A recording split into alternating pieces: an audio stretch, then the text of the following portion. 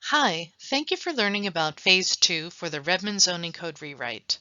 I am Kimberly Dietz, Principal Planner with Economic Development and Community Development and Implementation, and lead for this project component. Format, organization, transparency, and accessibility are foundational to regulations so that they meet high standards of predictability and regular consistent application during project review and feasibility. This component of the rewrite is overarching to the entirety of the code and all of the components of the Redmond Zoning Code rewrite. To develop the approach for this component, staff researched global practices and other accessibility standards, including Title VI for improving public documents. In addition, staff incorporated the City of Redmond writing guidelines, as well as King County and Washington State legislative writing guidelines. This work allowed staff to create the City of Redmond code writing standards that were applied during this phase of the rewrite.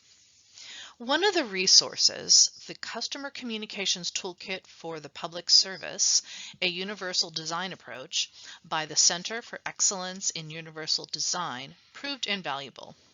This nonprofit, located in Ireland, was established per the Irish Disabilities Act. Their communication toolkit helps staff easily understand key steps in improving regulatory language for the majority of people. For example, versus terms specific to an organization or to a discipline, staff would use more general and familiar terms. Technical terms would be explained, and Latin expressions would be replaced with the English equivalent. Staff would also create consistency, such as by replacing variations of a term with a single term or phrase to be used consistently throughout the code.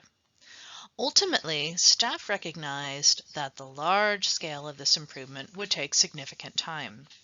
New and amended code would therefore follow the standards, and as time allowed or during the annual maintenance of the code, staff would continue to address accessibility in this same manner. Another pressing issue is the organization and fragmentation of code provisions. In some portions of the city, neighborhood-specific regulations replace citywide regulations. These are often located in a chapter specific to the neighborhood or in a list that is referenced from the citywide regulations. Open space and landscaping demonstrate this practice to the highest degree within the code today and are therefore proposed for the most significant reorganization. But please note that a clear majority of the existing provisions of those two topics will remain, though their location will become more centralized in one logical chapter. As you use the code, you might recognize additional opportunities for the city to improve the code's format, organization, transparency, and accessibility. Please use the comment tool located at www.redmond.gov/zoning to submit your recommendation for additional improvements. Thank you again for your interest in this project component. Please contact me at kdietz, KDIETZ at redmond.gov or by phone with questions and for additional information. Thank you.